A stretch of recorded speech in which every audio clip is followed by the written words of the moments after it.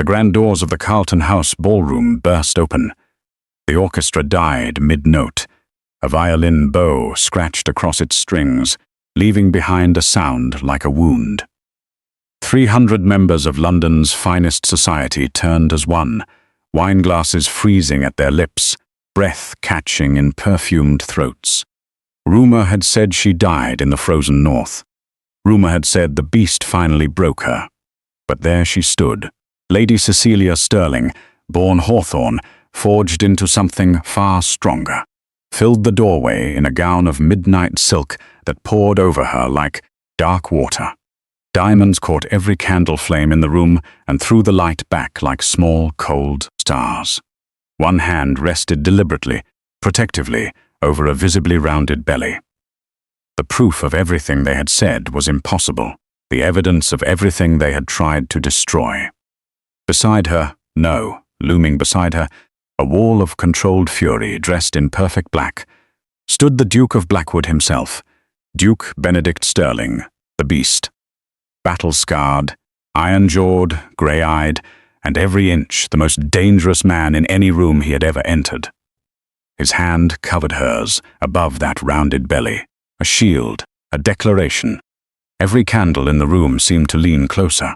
Benedict's cold gaze swept the chamber slowly, deliberately, the way a general surveys a battlefield before he ends it. It moved past trembling dowagers, past pale-face earls, past whispering debutantes with their fans pressed to their lips. It stopped. It landed on one face, Lord Marcus Hawthorne. Cecilia's uncle stood near the fireplace, a glass of brandy halfway to his mouth, his face draining of every trace of colour. His eyes were wide, his hand was shaking. The Duke's voice, when it came, was low, it was quiet. It carried the absolute unshakable calm of a man who has already won. "The joke is over, Marcus." 5 words. 5 words that cracked London society straight down the middle. Like an axe-splitting frozen wood, the brandy glass slipped from Marcus's fingers and shattered on the marble floor. But we must go back. Because before there was triumph, there was suffering. Before there was the gown of midnight silk, and the diamonds and the heir, there was a cold house in London. There was poison in a teacup. There was a girl who sat alone at a breakfast table, while the man who was supposed to protect her sharpened his cruelty and called it humour. We must go back to where it began.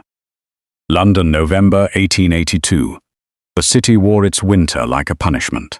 Coal smoke hung over the rooftops in thick, grey curtains that turned the morning light the colour of old pewter. The streets below Mayfair were slick with frost that never quite melted before nightfall, and the Thames breathed a cold fog that crept between the grand houses of the aristocracy like an uninvited guest. Even here, even in the wealthiest streets in England, winter did not offer mercy. It offered only endurance. Lady Cecilia Hawthorne was 24 years old, and she had been enduring for 7 years. She was not beautiful in the way that London society preferred its women beautiful. Soft and decorative, like flowers arranged in a vase, purely for the pleasure of others.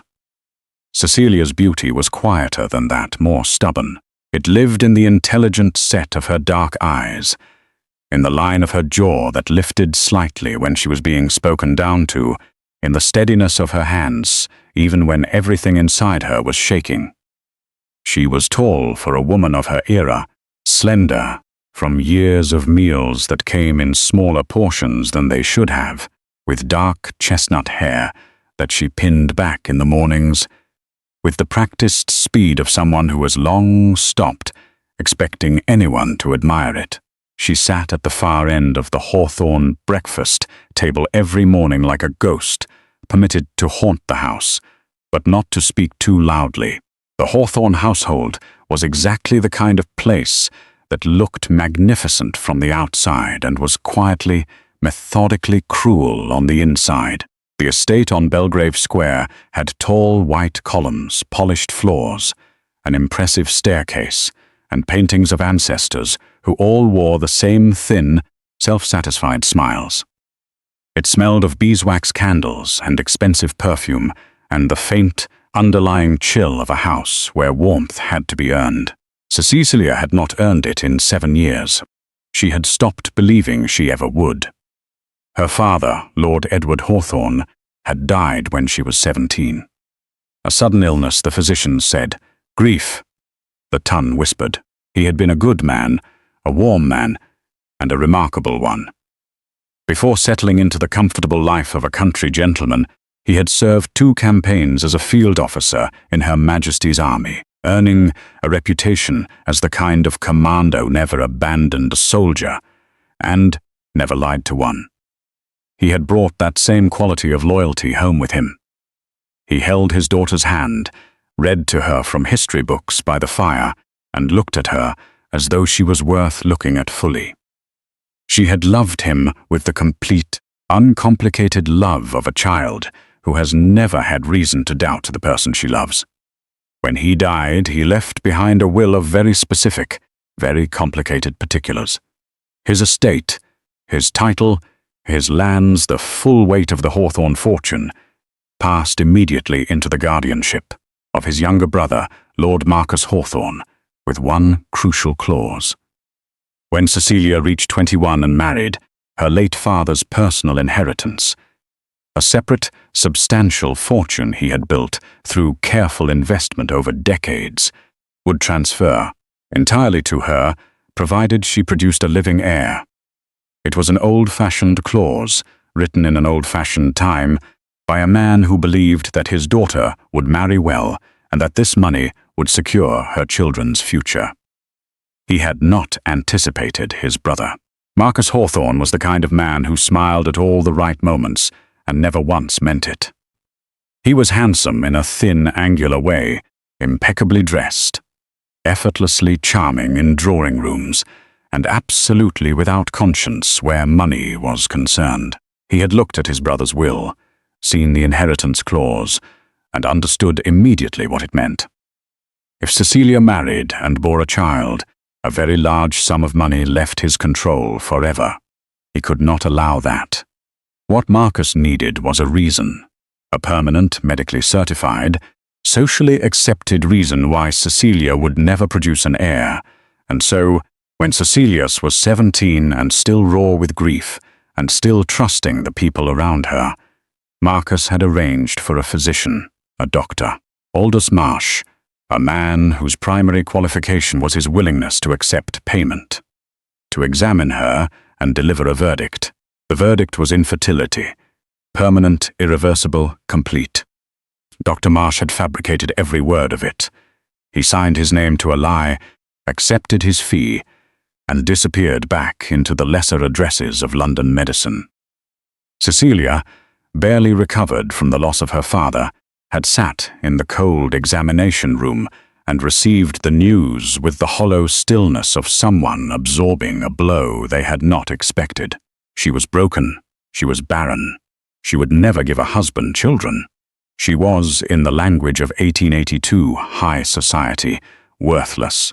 That word, worthless, became the one her uncle wore her down with year after year in the small, surgical way that he operated, never shouting, never leaving marks, just the careful, consistent application of contempt.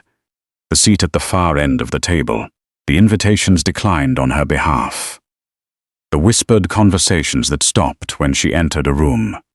And then there was the tonic, Marcus's wife, Lady Eloise Hawthorne, Cecilia's aunt by marriage, a sharp-tongued woman whose cruelty ran just as deep as her husband's but expressed itself in softer packaging, pressed a small glass upon her every afternoon with her tea, a dark, slightly bitter liquid that was, Cecilia was told, for her nerves, entirely for her benefit. She believed them, because she had no reason not to. She had been 17 when the lying started. By the time she was 24, she had simply accepted the persistent fog of fatigue that lived behind her eyes, the low-grade nausea that came and went with the seasons, the months where her body felt wrong in ways she could not name. She accepted all of it. She was broken, after all. She had been told so by a physician. Cecilia spent her days in the Hawthorne household, with the quiet discipline of a woman who has made an interior life because the exterior one offers nothing.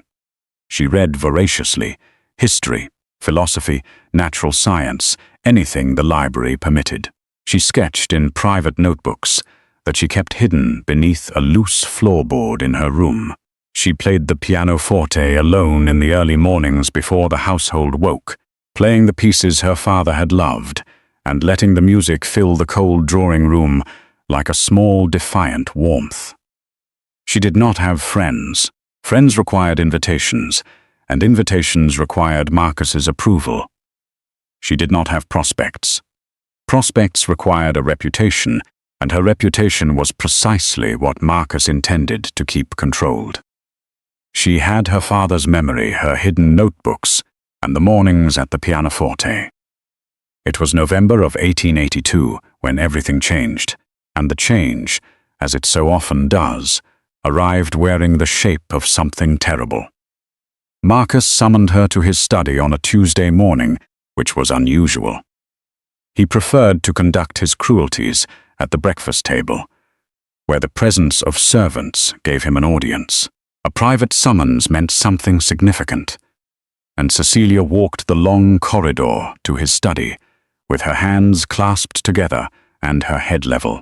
The study smelled of leather and pipe tobacco, and the cold, mineral scent of money carefully counted. Marcus sat behind his mahogany desk with his coat buttoned to the throat and his thin smile arranged on his face. Across from him, arranged elegantly on the settee like a painted viper, sat Baroness Beatrice Carrington. Beatrice Carrington was not a Hawthorne. She was something separate and, in her own way, equally dangerous. A 30-year-old widow of a Carrington baron, beautiful in the razor-edged way of a woman who had grown up understanding that beauty was a weapon. She was socially powerful through association, through gossip, through the carefully cultivated loyalty of people who owed her favors, and she had been Marcus's closest confederate for years. Her amber eyes moved over Cecilia the way a purchaser's eyes move over livestock. "Sit down, Cecilia," said Marcus. She sat. "We have found you a husband," he said, with the casual pleasure of a man who has been waiting to say this for some time. There was a pause that Cecilia filled with a single, measured breath. A husband. A husband meant marriage. Marriage meant the inheritance clause. Marcus had spent 7 years engineering the very situation that would make this clause meaningless. A bride who could not produce an heir. And now, he was announcing a marriage. She understood immediately that this was not kindness. This was something else entirely. "Who?" she asked, and her voice was steady. Beatrice smiled. It was the smile of someone who has spent considerable time designing a wound, and is very pleased with the result. Marcus folded his hands on his desk. Duke Benedict Sterling, the Duke of Blackwood. The name struck the air of the room like a thrown stone, and Cecilia felt the reverberations of it move through her chest. She knew the name. Everyone in England knew the name. Benedict Sterling, the 8th Duke of Blackwood, was what happened when a man survived things that were supposed to kill him and came home from the experience, permanently altered. He had served in the army, not as a decorative officer who spent campaigns drinking claret in comfortable tents, but as the kind of officer who led from the front, who fought beside his men, who carried home injuries that did not fully heal and memories that were worse.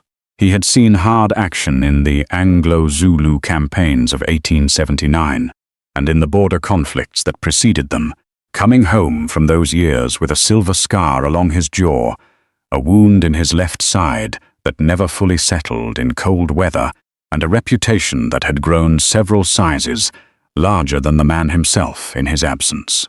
He had retired from service 3 years ago and retreated to his ancestral estate on the Yorkshire moors.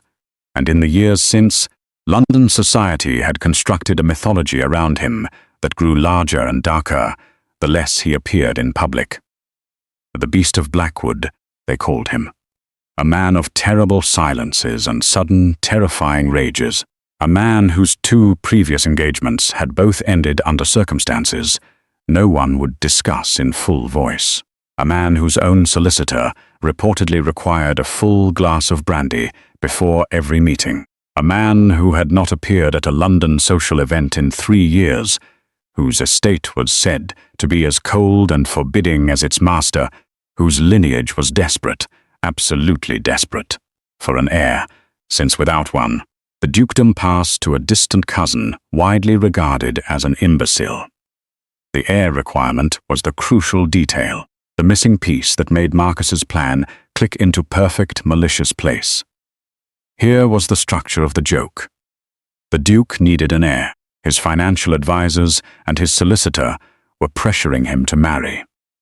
Beatrice, who had a web of connections reaching into every corner of society, had arranged an introduction between Marcus's problem and the Duke's problem. What better bride for the desperate, reclusive beast than a woman universally known to be incapable of giving him what he needed? The marriage would be a farce from its first moment. It would fail publicly. Cecilia would be the Duke's humiliation, and the Duke would be hers.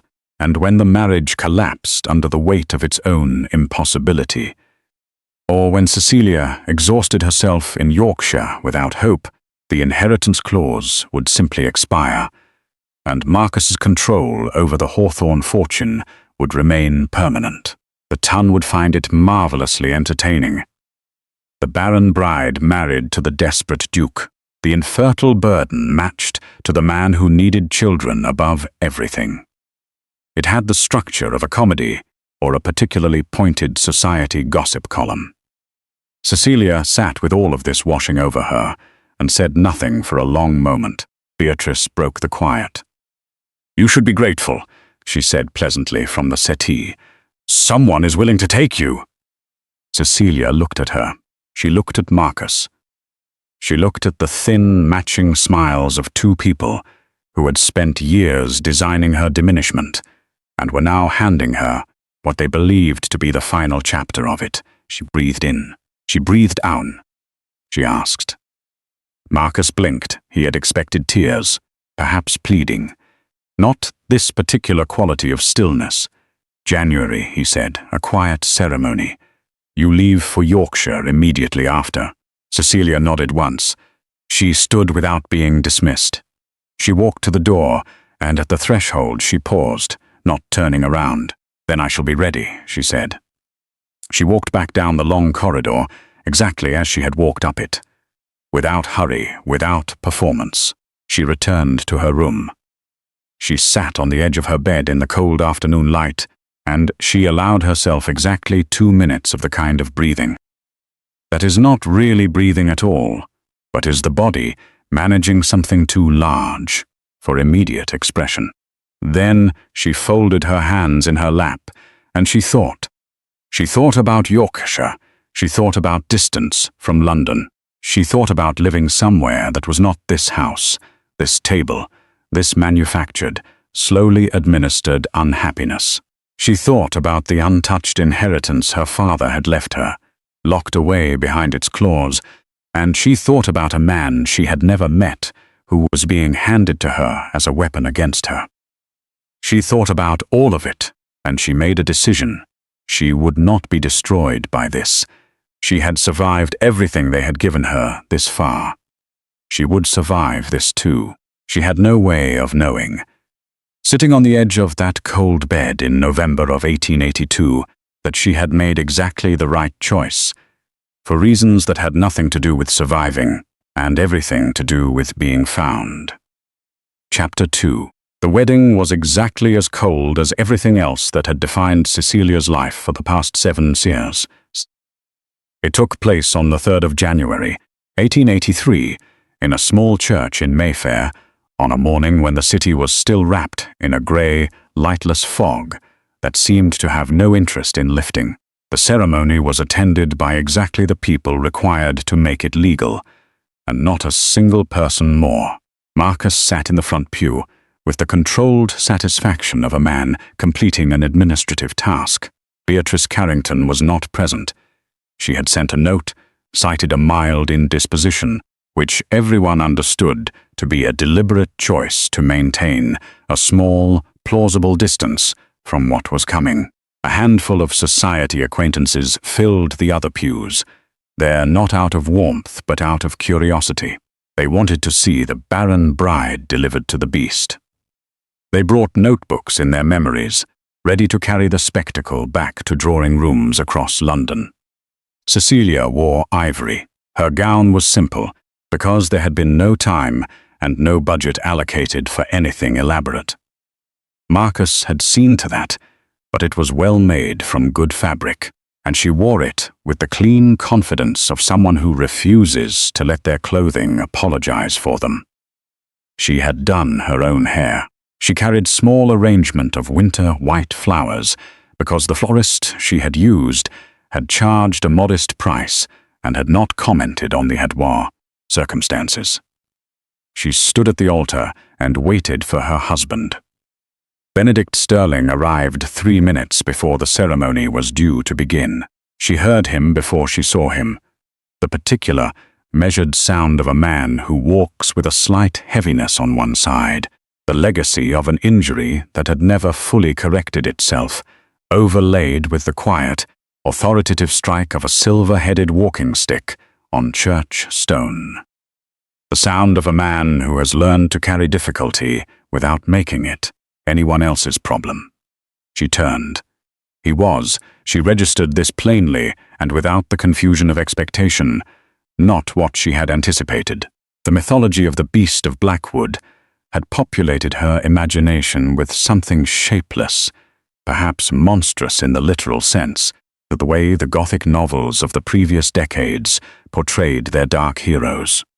She had expected ugliness or deformity, or at the very minimum, the visible ravages of a man the world agreed was ruined. What she saw was a man of 40 who was, there was no other accurate word for it, formidable. He was very tall. He had the broad, solid build of someone who had spent years doing difficult physical things and had kept the structure of that effort, even after the years of direct surface ended. His dark hair was cut short and had threads of silver at the temples. His face was strongly made, a jaw that could have been carved from the same stone as his ancestral castle, and it was the evidence of what life had, added to that face that made it remarkable. A scar that ran from the corner of his left eye to his jaw, thin and silver and old, the kind that stops demanding attention once you understand it, is simply part of the landscape. His grey eyes held no warmth and no hostility, and nothing performed. They were simply present, deeply and entirely, in the way of a man who has learned that pretense costs energy he cannot spare. He looked at her. She looked at him. Neither of them smiled, because neither of them was pretending. He took his place beside her, and the vicar began. What no one in that church knew, what Cecilia herself did not yet know, was that Benedict Sterling had accepted this arrangement for reasons that had nothing whatsoever to do with the joke that Marcus and Beatrice had constructed around it. But that knowledge belonged to a later chapter. For now, they were simply two people standing in a cold church in January, making vows to each other in front of witnesses who had come to laugh, in front of a God who perhaps found it all very interesting. "I do," said Cecilia, and her voice did not waver. "I do," said Benedict, and his was the low, quiet rumble of a man who means what he says, and that was that. The journey to Yorkshire took 2 full days. The carriage was well appointed. Benedict had not sent a carriage that made any comment about her worth or lack of it, which she noted. And it was heated with good coal, and provisioned with food and warm blankets, and a small flask of excellent brandy that she did not touch. Benedict rode ahead on horseback for much of the first day, which meant they shared the carriage only in the evenings, when the temperature dropped below the point where even his tolerance required accommodation. The conversation in those brief shared periods was minimal, not hostile, She watched for hostility and found none. Simply precise. He asked once whether she was comfortable. She said she was. He nodded. He looked out the window. The quiet between them was not the quiet of contempt, but of two people who have not yet found the language for each other. She watched England change outside the carriage windows as they moved north. London's grey and gold, all soot and gaslight and packed, ambitious streets, gave way to the Midlands' open fields, which gave way further north to a landscape that grew wider and harder and more. Honest as the latitude climbed, the air, even through the carriage windows, smelled different, colder, sharper, like something living that had not been domesticated. By the second day, as the carriage climbed through the lower edges of the Yorkshire moors, the world had become white. Snow had fallen steadily since the previous evening, and it had transformed the landscape into something that belonged to no era in particular. All clean lines and cold distance, and a stillness so complete it had weight. Cecilia pressed her face close to the glass and looked out at it. It was the most beautiful thing she had seen in years. The castle appeared in the late afternoon of the second day, as the light was going blue and the snow had begun again in earnest. She saw it first as a dark shape against the pale sky, a mass of stone that grew clearer and more certain as the carriage climbed the final approach. It was very old, much older than she had expected. The stone was dark grey and weathered into permanence, and the towers that rose at its corners were not decorative. They had been built to mean something, to resist something, and they still carried that intent in every vertical line of them. The moors stretched away on all sides, white and enormous and rolling, and the castle sat at their centre like a deliberate argument against the emptiness. The windows were lit from within, warm amber against the gathering dusk. Blackwood Castle. The carriage stopped. The door was opened. Cold air arrived immediately, sharp as a blade, and Cecilia stepped down into it and stood in the courtyard and looked up at the place where she was going to live. She examined this honestly, not dread, but something closer to recognition, as though her interior life and this exterior landscape had some previously unknown correspondence. She followed the housekeeper, a stout, efficient woman named Mrs. Chambers, who had the manner of someone entirely unbothered by the drama of the aristocracy and deeply committed to the warmth and order of the house she ran. Through the great entrance hall, which was high-ceilinged and stone-flagged, and hung with portraits of sterlings going back several centuries. The fire at the far end was enormous and well-built, and the heat reached her immediately. Benedict was already there. He stood on the first landing of the grand staircase, above her where a single oil lamp hung behind him and made his silhouette very precise. He looked down at her with those grey, watchful eyes, and in the firelight, the scar along his jaw was faintly visible, and his expression was not welcoming precisely, but not the cold dismissal she had half prepared herself for. He came down the stairs without hurry. "Welcome to Blackwood," he said. It was not performed, it was simply what one said. "Thank you," she said, equally plain. They stood in the entrance hall of the castle that was now technically her home, regarding each other with the careful attention of two people who have been placed in an unusual situation and are working out, independently, what the terms of it are. "I have had the East Wing prepared for you," he said. "It has its own sitting room and library access. You are free to go where you wish within the estate. I ask only that you do not enter my private study without an invitation." "Of course," she said. He held her gaze for a moment. Something in his expression shifted very slightly, in the way that large and careful things shift when they are reconsidering something. "I do not expect a performance from you," he said, at last. "I did not come to this arrangement expecting a doting wife, and you should not wait for a soft husband. What I can offer is safety and provision, and enough room to live without being watched. She listened to this. She thought about the particular precision of a man who chooses the word safety when most men of his era would choose comfort, or happiness, or duty. "I am not afraid of room," she said. Something passed through his eyes so briefly she almost missed it.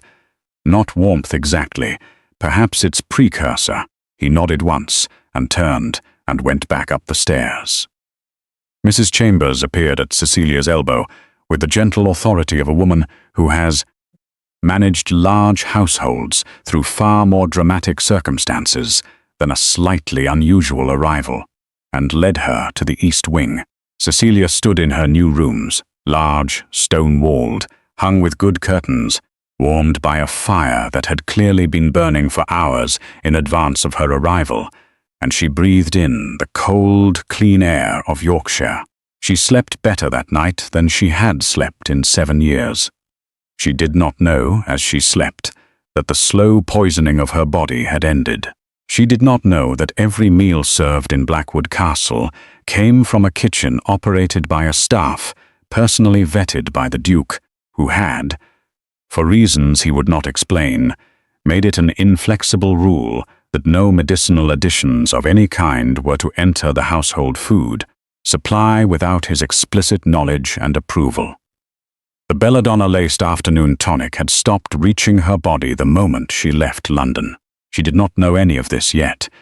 She only knew that the air tasted clean, and the bed was warm, and the silence outside the window was the honest silence of open moorland, rather than the loaded silence of a house that harbored cruelty.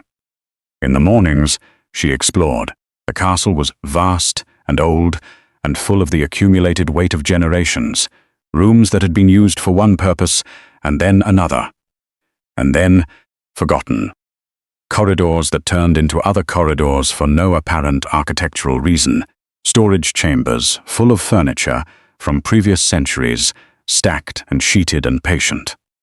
The library was 3 floors of it, connected by an iron spiral staircase, and it held more books than Cecilia had ever encountered in a private collection. History, philosophy, natural science, military history, several decades of agricultural records, maps of the Yorkshire moors going back to the 17th century. She stood in the library on her 3rd morning at Blackwood, and turned slowly in the middle of the ground floor, and thought, whoever built this room loved the specific pleasure of knowledge. She pulled books from shelves at random. She found annotations in the margins of the military histories, precise, written in a hand that was clearly not a scholar's hand, but a soldier's, someone used to recording observations quickly and accurately under conditions that did not permit lingering. The annotations were thoughtful, more thoughtful than the public mythology of the beast had prepared her for. She began to revise her understanding of the man who lived here. They had dinner together every evening, as the household routine demanded, at a table long enough to comfortably seat 12, and which served only 2. The candles burned at both ends. The food was excellent. Plain Yorkshire cooking done with great skill, roasted meats and root vegetables, and bread that was real bread, made by hand, heavy and warm. Cecilia ate it with a hunger she did not entirely understand, the hunger of a body being properly fueled for the first time in a long time. Benedict ate in the same precise, functional way he seemed to approach most things. He did not make unnecessary conversation. He asked her occasionally whether she found the library adequate, whether Mrs. Chambers had seen to her requirements, whether the cold affected her. Practical questions. She answered them practically, but she was watching. She was watching the way his hands moved, those broad, scarred hands, clearly built for harder work than the handling of crystal glasses, with a particular, controlled deliberateness. The way he listened when she spoke, entirely still, not constructing his response while she was mid-sentence. The way his shoulders tightened almost imperceptibly when Mrs. Chambers mentioned London, or the ton, or anything that carried the flavor of the life he had left behind. He was not what they had said he was. He was something more complicated and more interesting and more damaged, and she was not yet sure what to do with any of that. On the fifth evening, she asked him about the military histories in the library.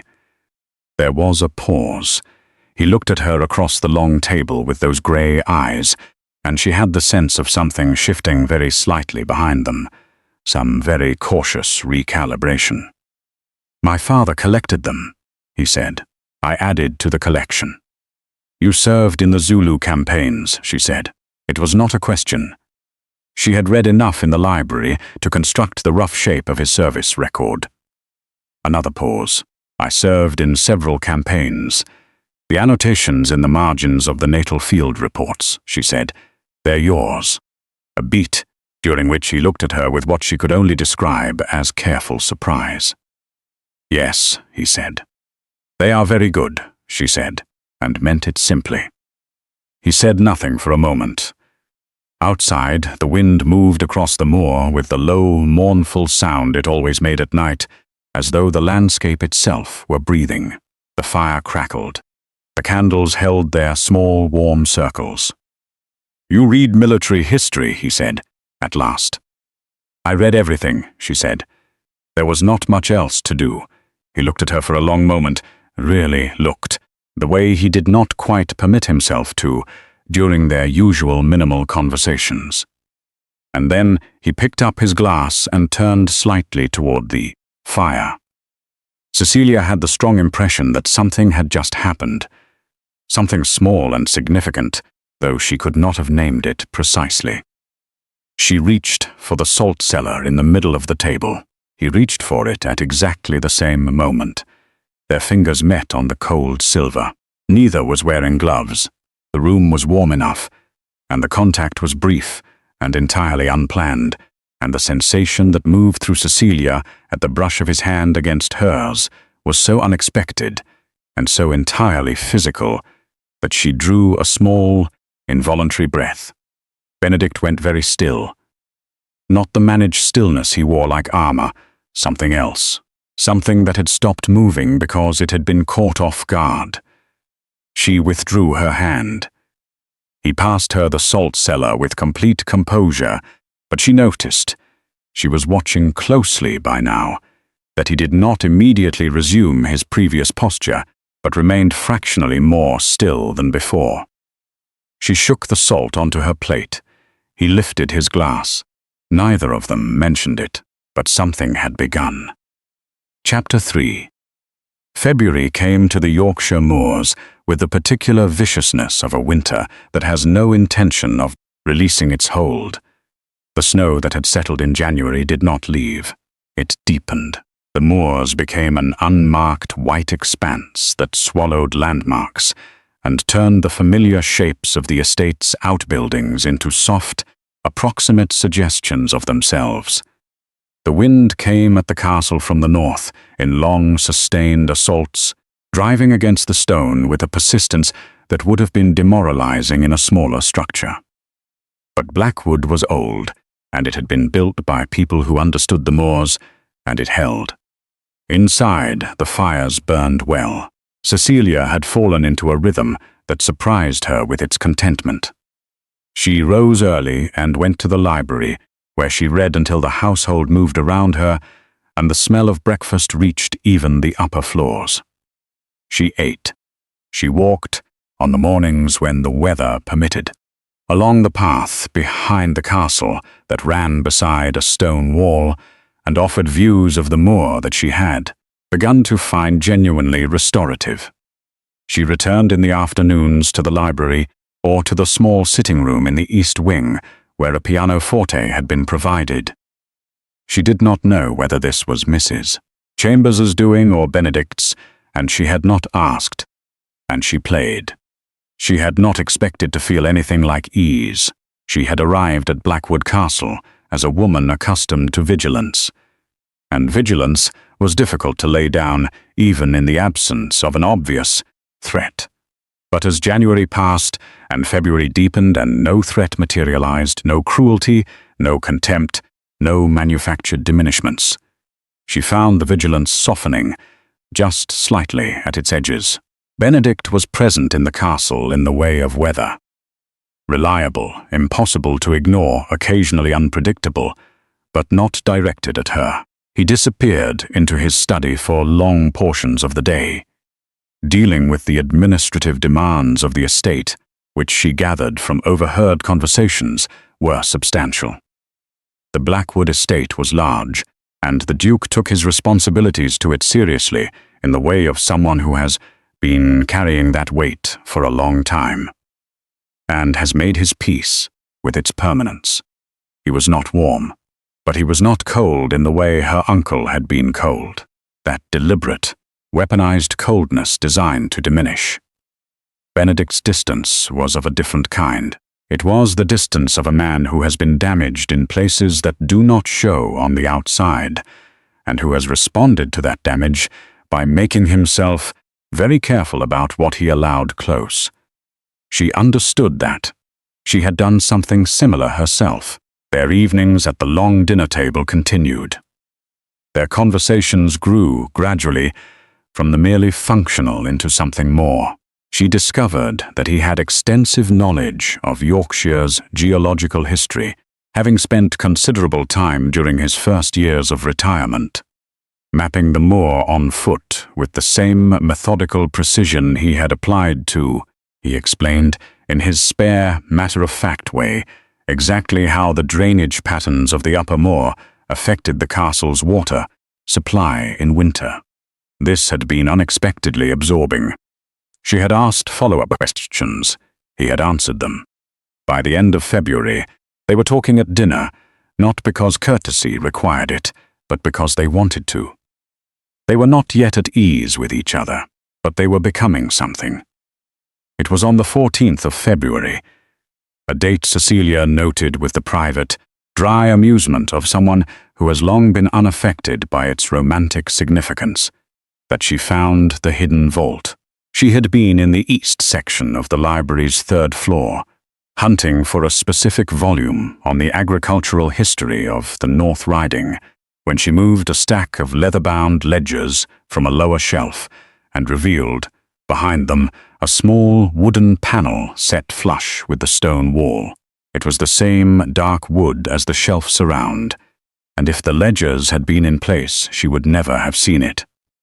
But the ledgers were in her arms, and the panel was visible, and the slightly darker seam of its edge against the shelf frame was unmistakable.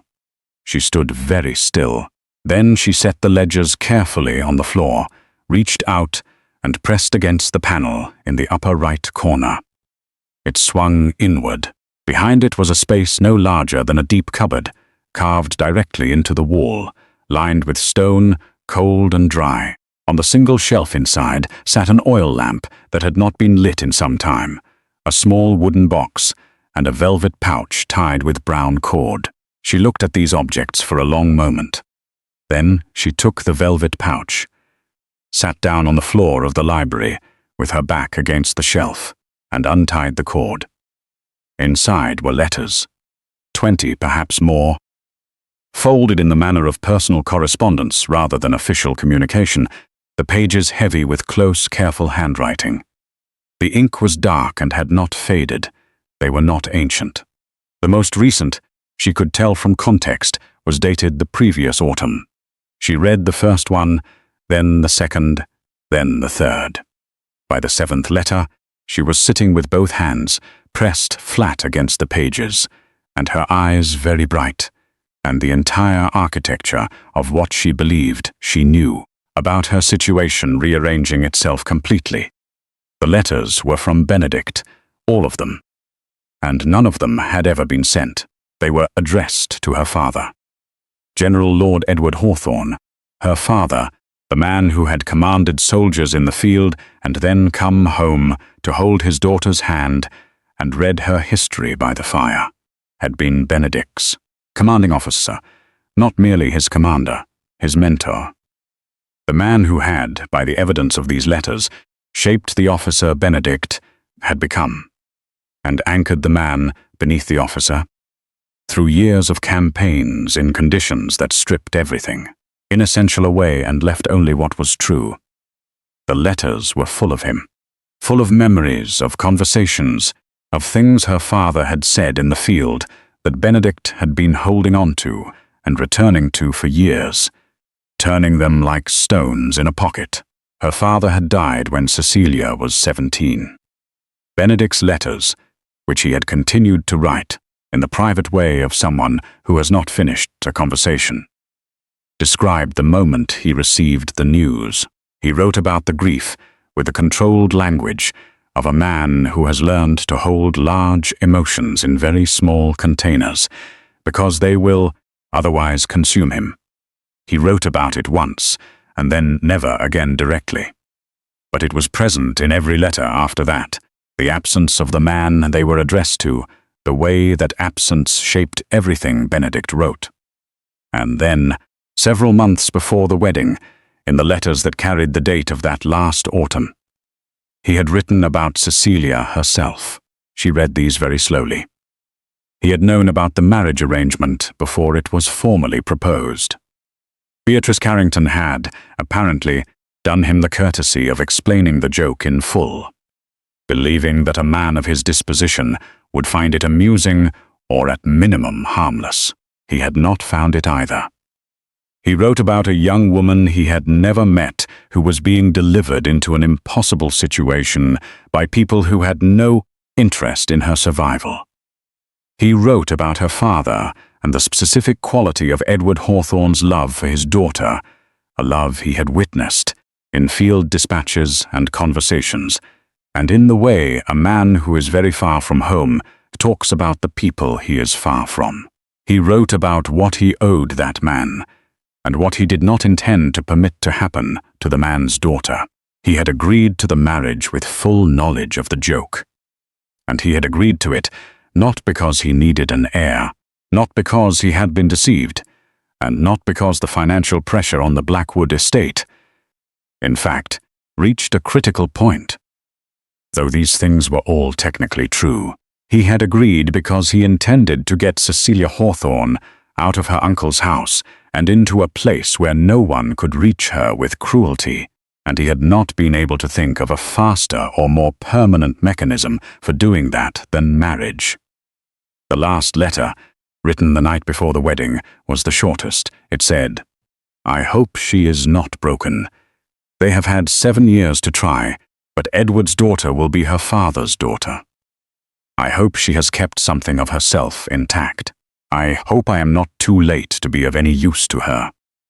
Cecilia sat on the cold floor of the library with the unsent letters in her lap, and she breathed carefully for a while, because some things require breathing. She did not hear him arrive.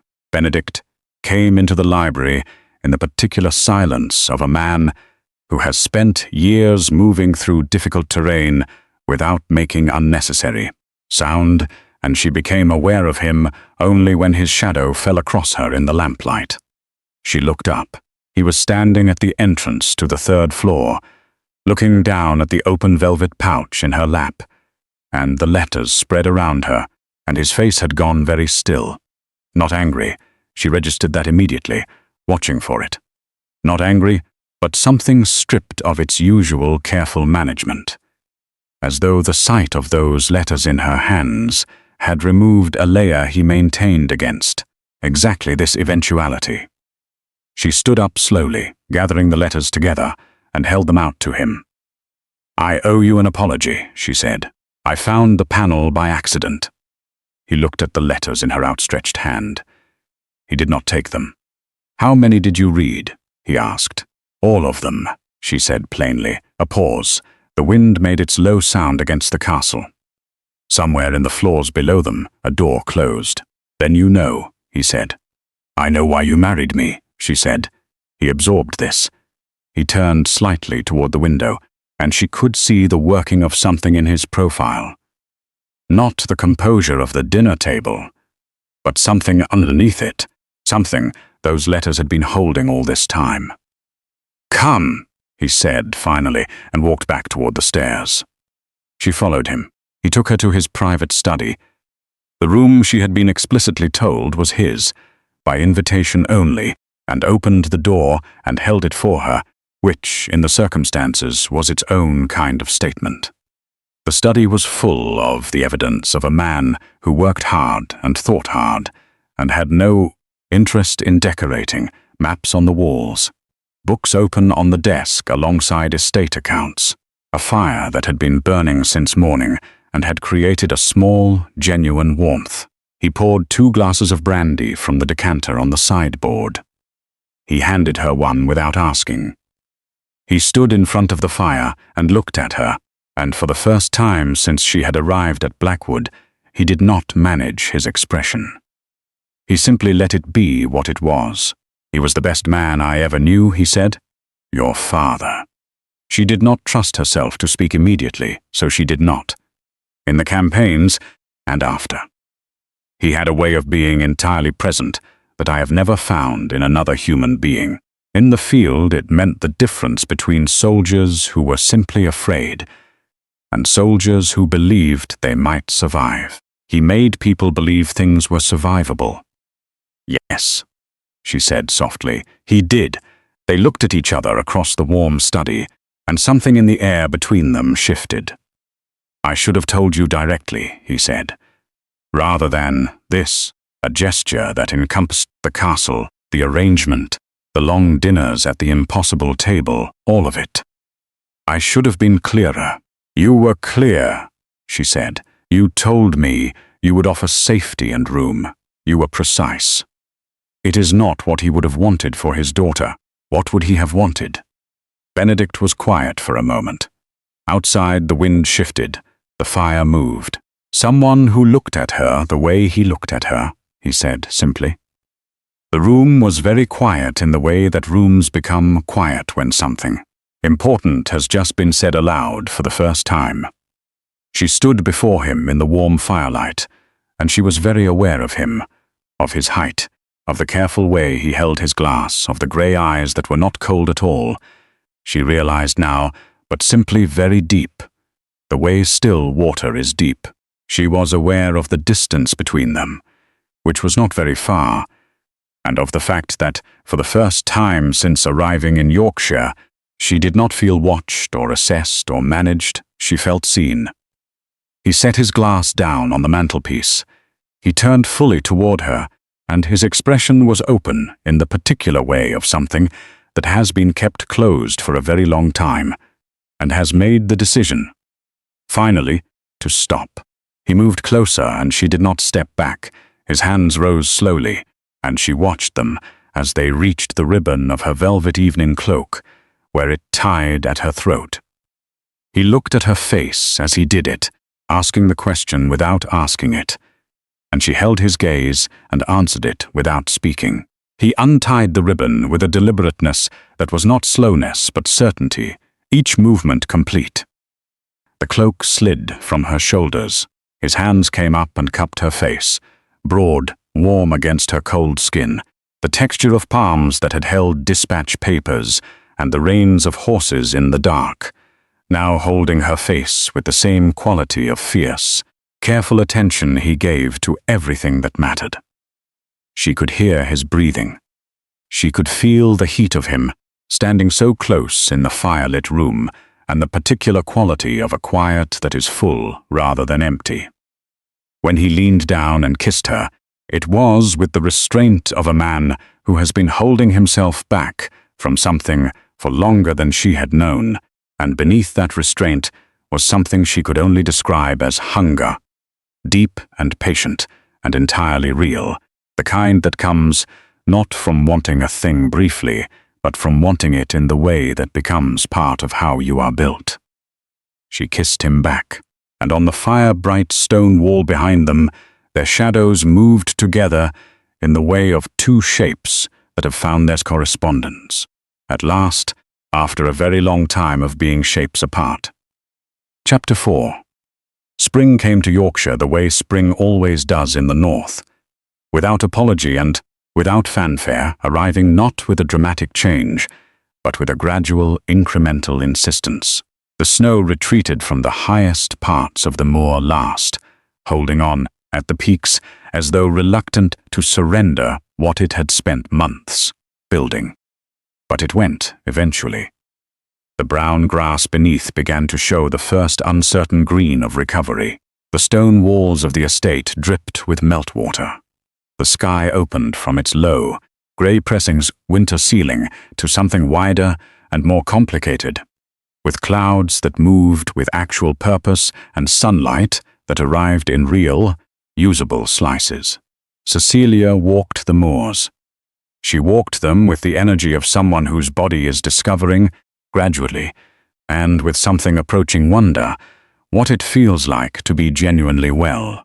The persistent fog behind her eyes, the fatigue she had carried since she was 17 and had simply accepted as a feature of her constitution, was lifting. It did not lift all at once. It was more like a room whose windows are opened one at a time, each one admitting a little more light, a little more air, until you realize the heaviness you have been breathing in for years is no longer present. She ate 3 full meals a day from Blackwood's excellent kitchen. She slept 7 hours without interruption. She walked miles across the moor in the spring mornings, with her boots dark from the wet ground and her face cold and alive with the exertion. She read at night by the fire with a glass of warm cider. She played the pianoforte in the early evenings, and sometimes Benedict appeared in the doorway of the sitting room and leaned against the frame and listened with his arms folded and his grey eyes, doing that thing they did now more frequently.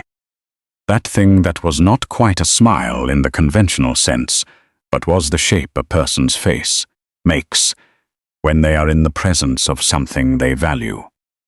What had happened between them in the study in February had changed the castle's atmosphere the way a change in season changes a landscape, not abruptly, but fundamentally. They had not, overnight, become easy with each other in the way of long-established intimates. They were still in the early, careful stage of that, the stage of reaching and finding and reaching again, of each tentative extension being met with something that made the next one possible. But the reaching was there, and what it was reaching toward was real. Benedict walked the moors with her in the late afternoons when the estate work permitted it. He was a different person on the moors than he was anywhere else, sir. The careful management he applied to himself indoors fell away, and what remained was something more direct and more alive. He named the plants she did not know, knew the histories of the stone walls, could read the weather in the cloud, patterns above the high peaks, with the accuracy of someone who has spent years in places where accurate weather. Reading was the difference between arriving and not arriving. He talked, when he talked, about things he had clearly not talked about in a long time. She listened with the total attention of someone who had been given very little worth listening to for most of her life, and was determined not to waste a word of this. She told him things too. Not the practiced, careful self-presentation she had developed over years of necessary guarding, real things. About her father and what she remembered of him, about the pianoforte and how she had taught herself the pieces he had loved, because it was the most direct form of connection to him she could manage. About the notebooks she had kept hidden under the floorboards at the Hawthorne estate, the sketches and the thoughts and the small, private resistance of keeping herself alive on paper when everything else was working to reduce her. He listened the way he did everything, entirely, without distraction, with the quality of presence she had read about in his letters, the quality that had made her father trust him with difficult things. This was March and into April, and it was quietly the best sustained period of Cecilia's adult life. It was in the last week of April that she first noticed something was different. It began with mornings. She had always been a morning person. The early hours were her hours, the pianoforte hours, the library hours. But she began waking with a nausea that had no clear source, and which passed after an hour, but which, arrived with a regularity that made it notable. She put it aside. Her constitution had been irregular for years. She was accustomed to odd symptoms. Then there was the tiredness, not the fog behind the eyes fatigue of before, which had been the dull, constant thing of someone being slowly damaged. This was different. This was a specific, purposeful heaviness.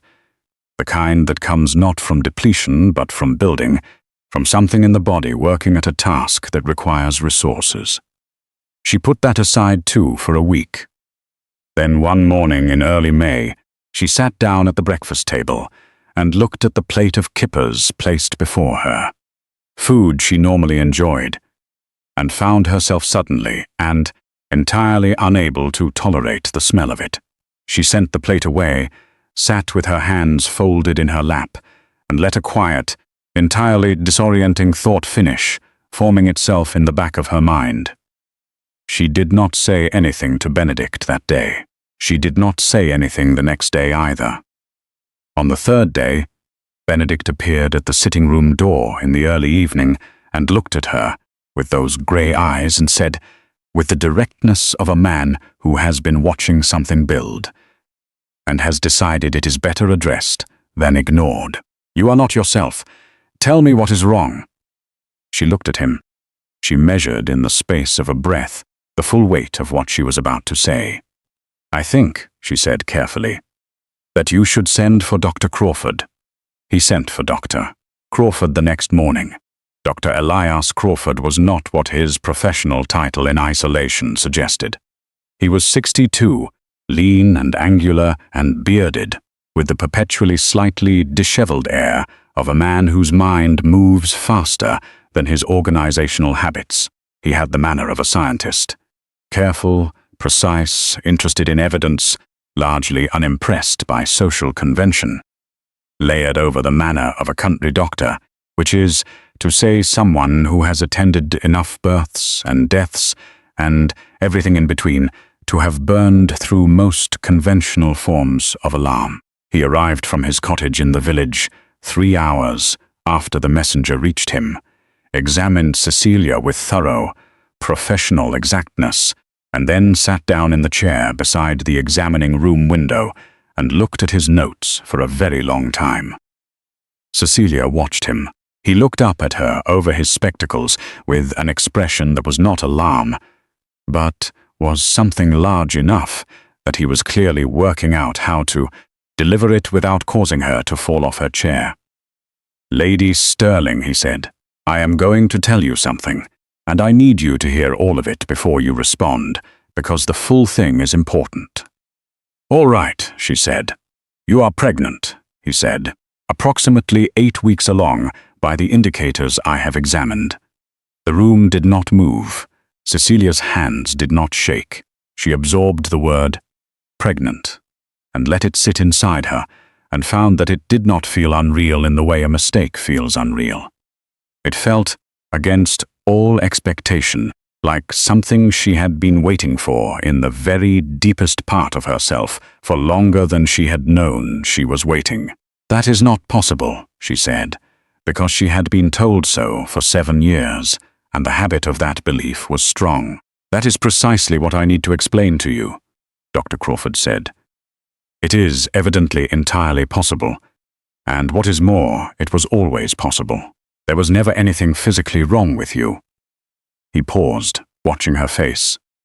"What was wrong was what was being administered to you."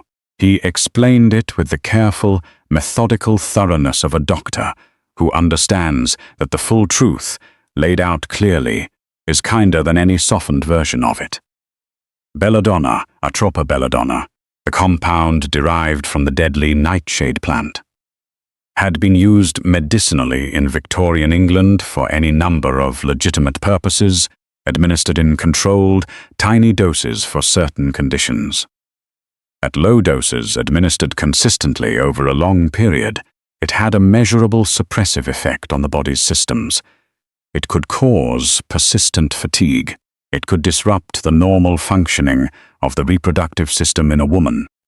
It could not, by itself, be diagnosed from the outside as the cause of infertility, not without specific investigation. It would simply look like a woman whose body did not work correctly. The tonic that Lady Eloise had been pressing upon Cecilia every afternoon for 7 years had contained belladonna. Cecilia sat with this information. She sat with the full meaning of it. 7 years of deliberate, sustained poisoning, administered by the woman who shared her household, consumed in the guise of something meant to help her. 7 years of a body working against a constant chemical suppression, and being told that its reduced capacity was simply its nature. She thought about Dr. Aldous Marsh and his falsified medical records and the fee he had accepted. She thought about Marcus, who had known, about Beatrice, who had provided the scheme, about every physician she had ever seen, always chosen by Marcus, who had looked at her suppressed, chemically dampened symptoms and confirmed the diagnosis that Marcus had paid to create in the first place. "When I came to Yorkshire," she said, very steadily, and the tonic stopped. "Your body did what healthy bodies do," Dr. Crawford said. "It recovered. It took several months. These things do not reverse overnight. But by winter you were, in all physical respects, a completely healthy young woman of 24, with no history of any genuine reproductive difficulty whatsoever." She breathed. She breathed again. "You are certain," she said. "I have been practicing for 38 years, Dr. Crawford said gently. "I am certain."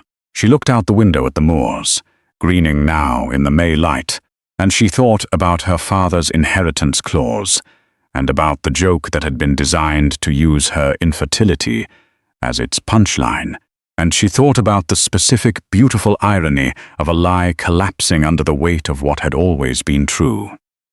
She thought about Benedict, somewhere in the castle. "Thank you," she said to Dr. Crawford. Benedict was in his study. She knocked. She heard his voice, "Come in."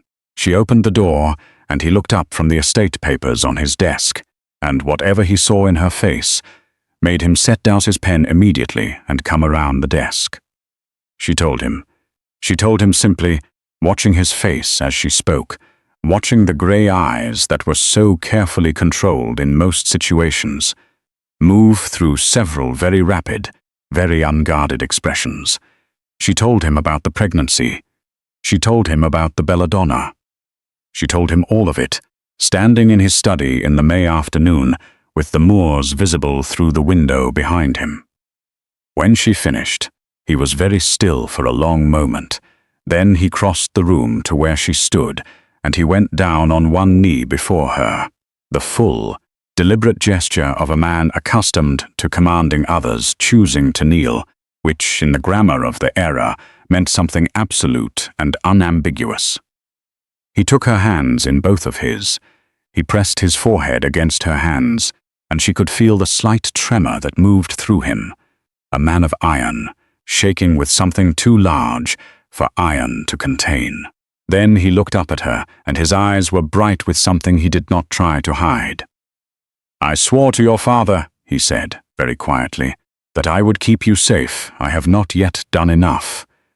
"You have done more than you know," she said. He rose. He moved her gently toward the window and stood with her, in the thin May light, with his arms wrapped around her from behind, and his chin resting against her hair, and they stood together looking at the moors. And neither of them spoke for a while, because what was between them in that room did not need words.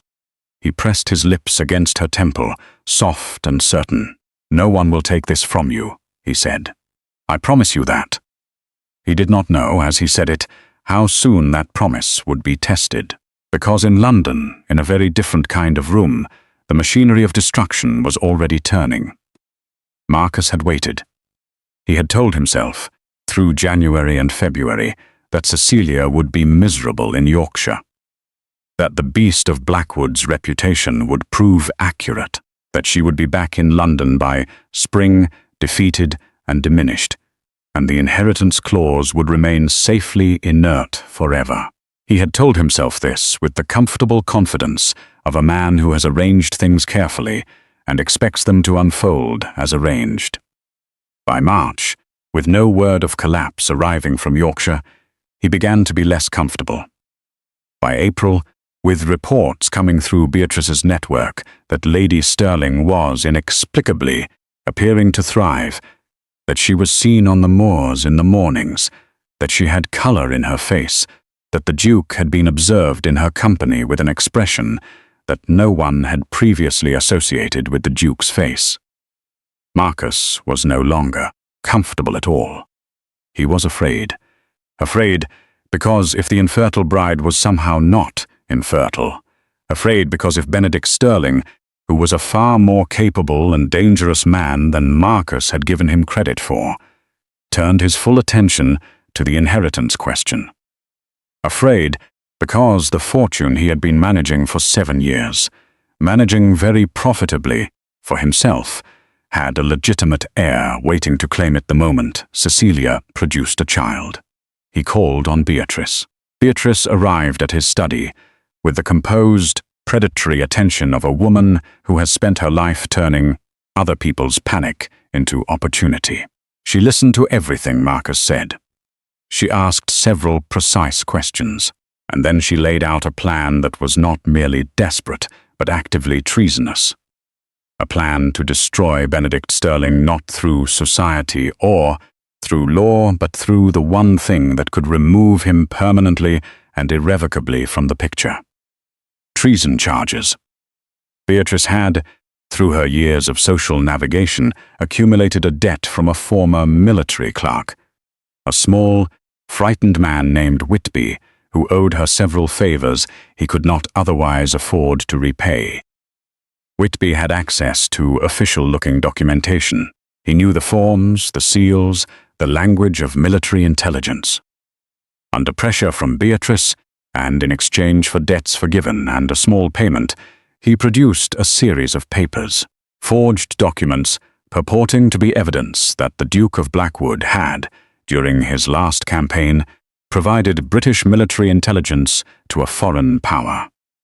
The specific details were constructed carefully, using real campaign dates and real locations and just enough accurate detail to make the fabrication hold under casual scrutiny. The plan was to place these documents where Benedict's enemies in the War Office, and he had enemies there, as men of his reputation and directness always do, could find them. An anonymous tip, an investigation, a treason trial for the Duke of Blackwood. If it succeeded, Benedict would be arrested, his estate seized by the Crown pending the outcome, and Cecilia would be left alone and without resources, which is to say, returned directly to Marcus's sphere of influence, where she belonged. It was, in the specific way of plans built on lies, airtight. They did not know that Benedict's network of loyal men, soldiers who had served under him and maintained their allegiance with the absolute fidelity of those who have trusted a man in genuinely terrible circumstances, and been proven right, stretched from Yorkshire to London, and had very long ears. They did not know that a courier carrying documents toward a specific address at the War Office would be intercepted on the road before he reached the Yorkshire border. They did not know any of this yet. And in Yorkshire, as May turned toward June and the moors bloomed with the purple beginning of summer, Cecilia's body carried its extraordinary, defiant proof of what had always been true. Benedict's hand, when they walked in the evenings, rested at the small of her back, certain, warm, entirely present, and neither of them said much, because much had already been said, and the rest was being held between them in the particular, unspoken language of two people who have decided, entirely and without reservation, to choose each other. Chapter 5. Summer passed at Blackwood Castle, with a richness that Cecilia had not known to expect from the north. The moors in June and July were something the Haute memoirs and London drawing-room discussions of Yorkshire never adequately conveyed. Not bleak, not forbidding, but enormous and alive in a way that demanded full attention. The heather bloomed in rolling purple that stretched to the horizon. The sky above the moors was a larger sky than anywhere else in England, or so it seemed to her, wider and higher and full of the rapid, dramatic cloud movements that Dr. Crawford called the moor weather, which he clearly loved with the specific affection of a man who has chosen to live somewhere the world does not consider convenient and has found his choice completely vindicated. Cecilia bloomed with the heather. Her pregnancy progressed with the simple, uncomplicated health that Dr. Crawford checked on regularly and consistently approved of. She gained the right weight, she slept well, she ate well, and the changes in her body, which she observed with a scientist's attention and a new mother's wonder, turning them over in her mind on long evening walks while Benedict matched her pace on the moorland paths. Felt entirely right. Not frightening, not alien. Like something that had always been possible, finally permitted. Benedict was, she had not had language for this until now, extraordinary. She had expected, from the mythology and from his own early declarations of what their arrangement would be, that his care for her pregnancy would take the form of practical provision. Medical care arranged, dietary requirements seen to, the logistical management that a man of his organization and capacity naturally applied to things he considered important. She had not expected him to learn, quietly and without announcement, everything the available medical literature had to say about pregnancy and confinement and what a woman's body required during this period. She had not expected to find him in the library one afternoon with 3 different medical texts open simultaneously, making notes in the same precise handwriting she had come to know from the margins of the military histories. She had not expected the way he began, without comment, to moderate the pace of their evening walks when she was tired without being asked. Knowing, somehow, before she said anything, exactly when a shorter route was appropriate. She had not expected the particular quality of his attention to her, in the mornings especially, which was so complete and so carefully attuned that she had the persistent sense of being protected, not just from the things that might go wrong, but from the entire category of being overlooked. She told him, one morning in August, that he was going to be an extraordinary father. He had looked at her with an expression that was entirely unguarded. The flash of something so vast and genuine it seemed to surprise him as much as it moved her. "I intend to try," he said after a moment. She reached up and pressed her hand against his jaw, that scarred jaw that had seemed so formidable to her in January, and which she now knew in all its different lights and angles. The specific way it softened in the early mornings and tightened when he was managing something difficult. He covered her hand with his and held it there, and they stood in the morning light of the castle's upper corridor, without moving for a while, simply present in the particular way of 2 people who have stopped needing to fill every moment with words. Then September arrived with its cooling air, and the first announcement from the moors that summer was yielding. And with September came complications. The first came from London in the form of a letter.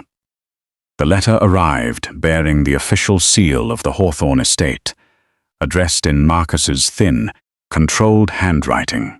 Benedict intercepted it, not as a matter of control, but because Mrs. Chambers, who had developed a very specific and uncharitable view of anything bearing that seal, brought it directly to him, with the tight-mouthed expression of a woman who has learned to read the meaning of certain envelopes. He opened it himself, read it, and then brought it to Cecilia without commentary. The letter was a legal document, or dressed as one. Marcus had engaged a solicitor, a particular kind of London solicitor who specializes in creative interpretations of existing law, to construct an argument based on an obscure clause in the Hawthorne family trust documents. The clause in question concerned guardianship and the wardship of female members of the family in circumstances of medical incapacity. Marcus's solicitor argued, at length and with considerable flourish, that Cecilia's documented history of infertility, the fabricated record from 7 years prior, still officially on file, constituted grounds for Marcus to petition for her return to his guardianship. It was, as Cecilia noted immediately with the clear eyes of someone who has spent several months learning to read the specific language Marcus operated in, entirely false in its foundational premise and very likely to be completely unenforceable under serious legal scrutiny. But likely to be unenforceable and immediately defeated were two different things, and the process of defeating it legal would take time and attention and money, and legal representation in London, all of which Marcus understood perfectly well. He was not trying to win this legal battle. He was trying to distract. Benedict read the letter twice, folded it, and gave it to his own solicitor with instructions so precise and specifically directed that the solicitor, a steady, experienced man who had worked with the Blackwood estate for 12 years, simply nodded and went to work without further discussion. But Marcus apparently found waiting for a legal response unsatisfying. He arrived at Blackwood Castle on the 2nd of October, without announcement, at 11 o'clock at night. The night was cold, the first serious cold of autumn, with the temperature having dropped severely after sunset and a thin sleet beginning, which rattled against the castle windows with the petulant persistence of bad weather trying to make a point. The household was largely asleep, except for Benedict, who kept late hours in his study, and the night watchman, who encountered Marcus and his small entourage, 2 constables, and the solicitor who had drafted the legal letter, attempting to present themselves at the castle's main entrance. The watchman summoned Benedict immediately. Benedict was already dressed, because Benedict, in the way of men who served in campaign and trusted their instincts about what nights required preparedness, rarely entirely undressed until very late. Cecilia was awoken by Mrs. Chambers, who appeared at the door of her bedroom with a candle and an expression that was entirely calm and entirely implacable, and said, "Your uncle has arrived, my lady. The Duke is handling it. He asks that you remain here, but he wanted you to know." Cecilia looked at her for a moment. "I am going to the library," she said. "The East Wing Library, the balcony that overlooks the entrance hall. I would like to see." Mrs. Chambers considered this for approximately 2 seconds. "Very well," she said, and led the way. From the balcony of the East Wing Library, through the iron railing, Cecilia looked down into the entrance hall below. Marcus stood at the center of it, in his traveling coat, with 2 constables at his shoulders and his solicitor behind him, looking like a man who has made himself brave, because he believed the mathematics of the situations supported him, but who is not entirely confident in the bravery. Benedict stood at the base of the stairs. He had not put on his coat. He stood in his shirt sleeves and waistcoat, the silver-headed walking stick in his right hand, with the particular grip of someone who is using it not as a support but as something else entirely. He was still. He was the absolute, enormous stillness of something that is not uncertain and has no need to perform that fact. He looked at Marcus. He did not speak for a long moment. He let the quiet build until even the constables, men who dealt in the practical management of difficult situations, began to find it uncomfortable. "You are on my property," Benedict said at last. His voice was low, the measured quiet of a man who does not need volume because he has other forms of authority. Marcus began his paired speech, the clause, the guardianship, the medical history. His solicitor provided supportive interjections. The constables shifted their weight. Benedict let him finish. Then he stepped forward, once, and the change in his proximity to Marcus apparently communicated something very specific. because Marcus's prepared voice faltered. "I am going to tell you something," Benedict said, in the same even tone. "And I am going to tell you once." He paused. "The woman upstairs is my wife. She is carrying my heir.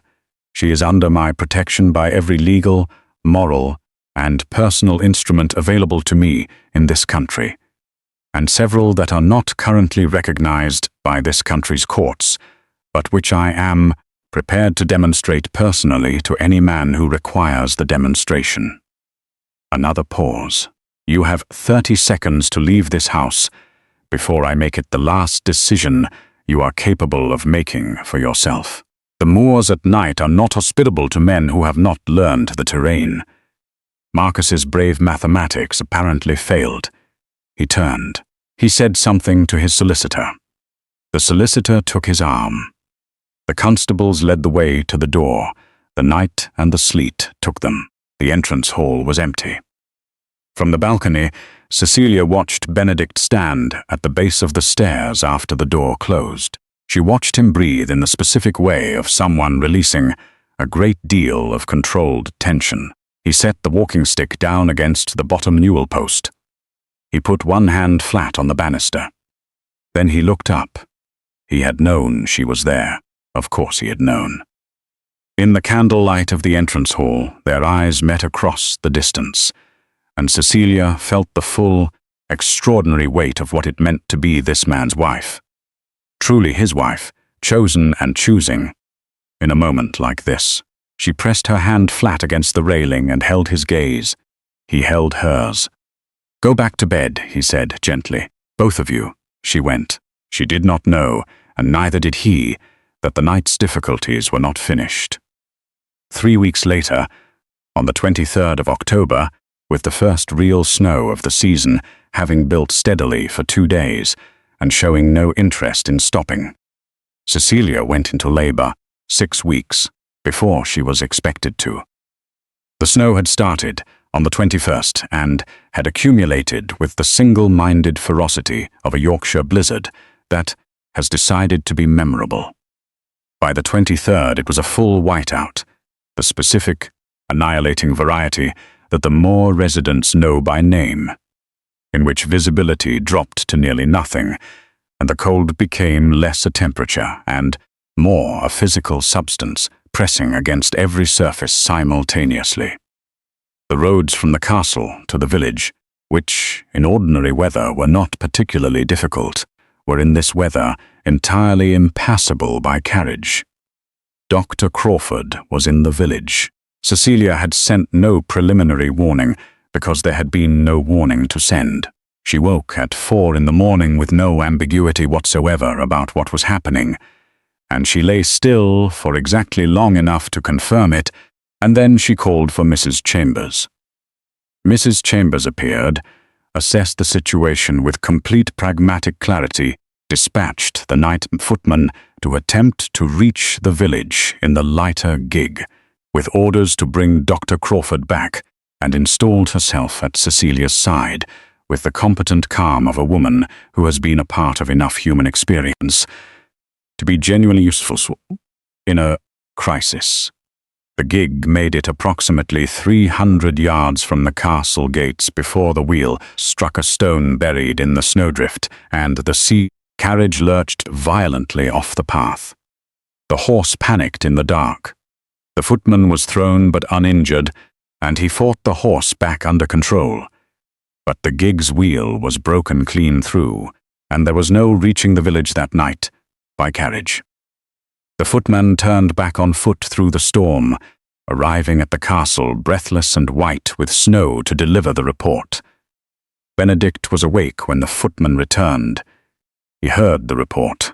He stood for a moment in the hall with the news, settling over him and the sound of the storm against the castle and the clear, unambiguous awareness that his wife was in the upper room and the only road to Dr. Crawford was broken and buried. He went to the stables.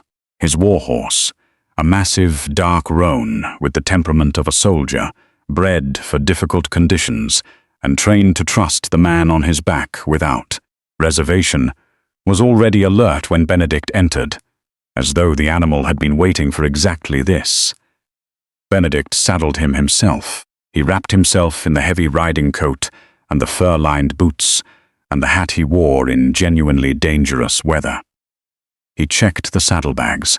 He rode into the whiteout. The moors at night in a blizzard are not a place for the unprepared. The snow drove horizontally in the wind, finding every gap in clothing, reducing the world to a moving white wall that offered no landmarks and no reassurance. The temperature was several degrees below freezing and falling. The path to the village, a path Benedict knew with the thoroughness of someone who had walked it in every season and every degree of darkness, was covered, and guessing wrong had consequences. The old wound in his left side, the one that had never fully settled since the Zulu campaign winters, made itself known in the cold, in the specific, grinding way it reserved for conditions like these. He did not stop. He moved through the blizzard by memory and by the particular instinct of someone whose life has required navigation under worse. He moved by the stone walls he knew, by the dip of the ground, by the sounds that persisted even under the storm. The specific hollow sound of certain drops in the terrain, the altered tone of wind moving through rock formations he had mapped on foot in his first years at Blackwood. He moved with the same absolute, unyielding attention to the task that had carried him through campaigns in the dark. He reached Dr. Crawford's cottage 75 minutes after leaving the castle. In ordinary weather, the round trip by messenger took 3 hours. Benedict alone on horseback, navigating by instinct and memory, had cut it nearly in half. Dr. Crawford, who had been awake since hearing the beginnings of the blizzard worsen, and who had been wondering whether this was precisely the night the sterling baby would decide to arrive, opened his door to the Duke of Blackwood, looking like a man who has been personally assaulted by the weather, but has declined to take the assault seriously. "My wife," Benedict said simply. Dr. Crawford already had his bag. The journey back was longer, because the doctor was not built for the conditions and required the horse to carry him, which meant Benedict walked beside them, holding the rein, guiding them both through the blizzard by the same careful knowledge that had brought him out. His hands went numb in the first 30 minutes. He did not mention this. His face bore the deep red mark of the wind and frost on the left side by the time the castle lights appeared through the white dark ahead. He had the quality, in this, of a man who has decided that the outcome is not negotiable, and has therefore made the conditions irrelevant. They reached Blackwood at 1:45 in the morning. Chapter 6. The room where Cecilia labored was warm. Mrs.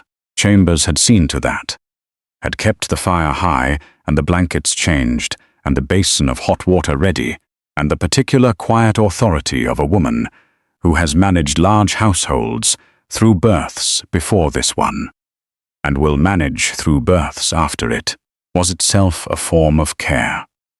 The two maids who had been assigned to assist moved in the practiced patterns of people who know what is needed without being told. Cecilia was honest about this with herself, in the interior way that honesty is possible, even under the most difficult physical circumstances, frightened. Not of the birth itself, not in the small, everyday way of anticipated discomfort.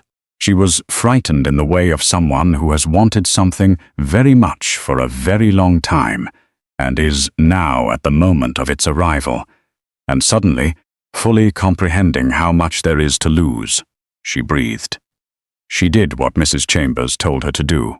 She held the iron headboard with both hands during the worst of it, and she thought about her father and about the empty rooms of the Hawthorne estate, and about Benedict riding through a blizzard, and she made herself keep breathing. Dr. Crawford and Benedict arrived at the door of the room at 1:53. Benedict entered first. He was still in his frost-covered riding coat, his face still carrying that deep red mark of the wind on the left side, and his hands, which he flexed as he moved, were only beginning to recover their feeling from the cold. He looked at her immediately. He crossed to her immediately, shrugging off the coat, and took her hands in his, and she gripped them, and he said nothing at all, but was entirely present in the way that made everything adjacent to him more survivable. Dr. Crawford came in behind him, washed his hands, looked at the situation with professional brisk clarity, and announced that everything was proceeding as it should, and that he estimated, with the caveat that estimations in these situations are subject to adjustment, a manageable period of time remaining. He was right, within his caveat.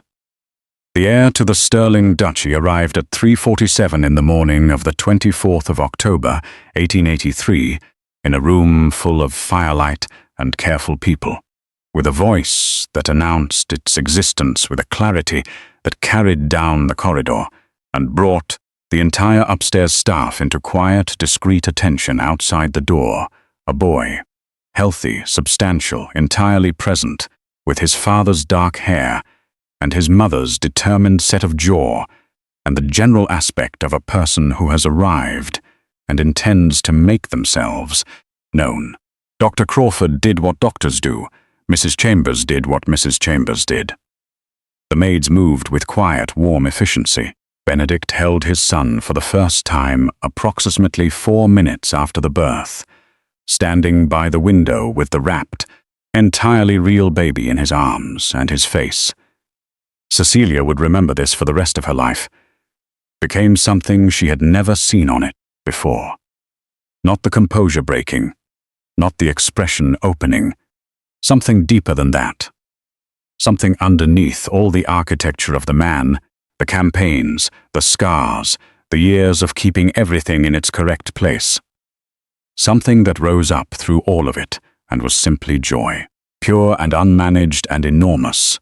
He was weeping, silently and without any apparent awareness of it, in the way that people sometimes weep when they are past the point where management is a relevant concept. He looked at the baby for a long time, then he looked at Cecilia. "He's real," he said, which was perhaps the most unnecessary observation he had ever made, and yet somehow the most necessary thing to say.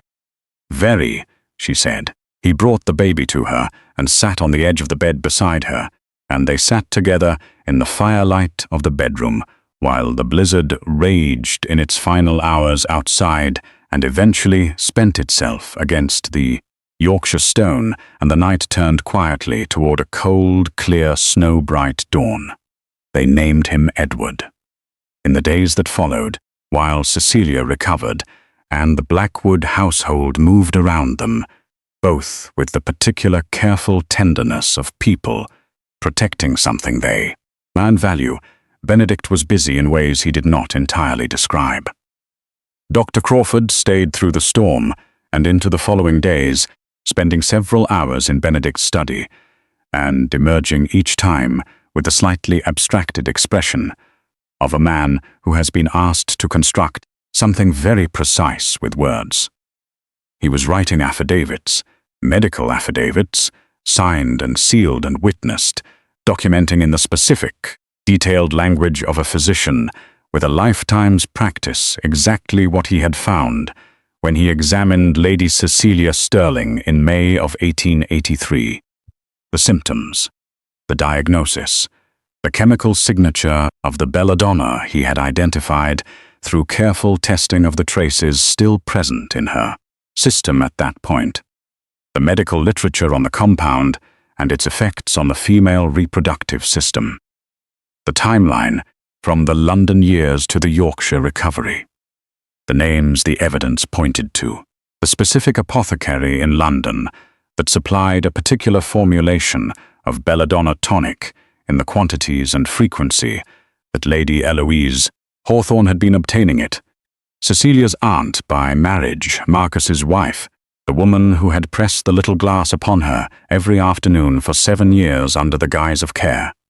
Every detail, signed, sealed, simultaneously, Benedict's network of loyal former soldiers, men who had served under him and maintained their connections with the fidelity of those who have seen a man worth following. Delivered to him, in 2 separate packages via different routes, the evidence that had been intercepted in previous weeks. The forged treason documents, in their entirety, with the courier's testimony about who had paid him and where the documents had been destined, and a set of supplementary documents linking the forged papers directly to the War Office clerk Whitby, and, through Whitby, to Baroness Beatrice Carrington. He laid all of this on the desk in his study and looked at it for a long time. Then he called for his solicitor, and they talked for 3 hours. The plan that emerged was not the plan of a man acting from anger, though anger was present.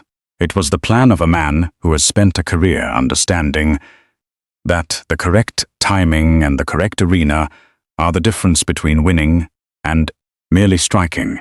He intended to win. He intended to win in the specific, irreversible way that leaves nothing unfinished. He waited for Cecilia to recover enough to travel.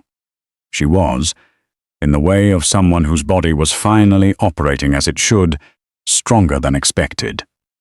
By the 2nd week of November, she was up and moving and nursing the baby and sitting by the fire in the evenings with Benedict and looking out at the moors gone pale and still under the early winter snow. And she examined this honestly, ready. He told her the plan one evening in the sitting room, while Edward slept in his cradle nearby, and the fire was at its best. He told her all of it, the affidavits, the intercepted documents, the evidence against Marcus and Beatrice, the timing. He told her his intention to go to London, to go publicly, to the winter social season, and to present everything in the most visible possible way.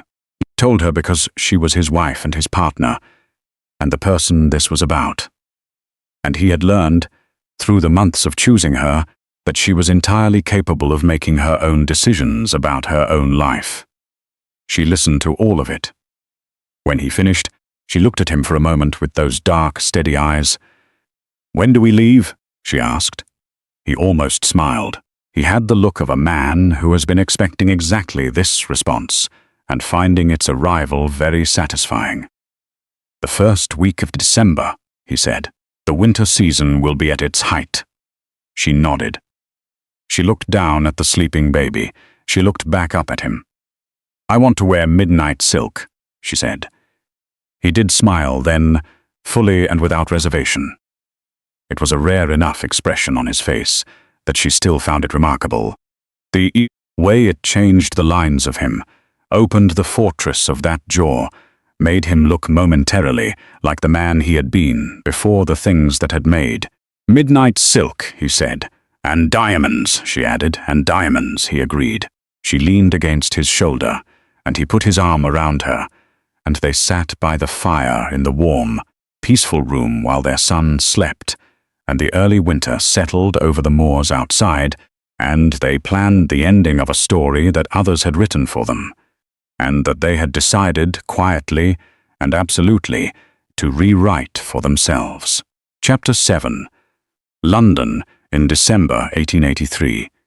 The city had dressed itself for the winter season in the elaborate, luminous way of a place that takes its own importance very seriously. The shop windows along Bond Street and Piccadilly blazed with gaslight, and the carefully arranged evidence of luxury. The carriages in the streets of Mayfair moved in their stately procession, depositing their occupants at house parties and intimate dinners, and the evening events that accumulated through December toward the great crescendo of the Christmas season, when the aristocracy, which had spent autumn in the country, reconvened in the city to remind itself and each other of its own significance. The Carlton House Winter Ball, held on the 8th of December, was the event the season was structured around. It was the gathering of everyone who mattered, or who believed they mattered, which, in practice, amounted to much the same thing. The guest list was legendary. The ballroom was the most beautiful room in London, or so its admirers believed, and it had been prepared for the occasion with the kind of excess that speaks less of joy than of competition.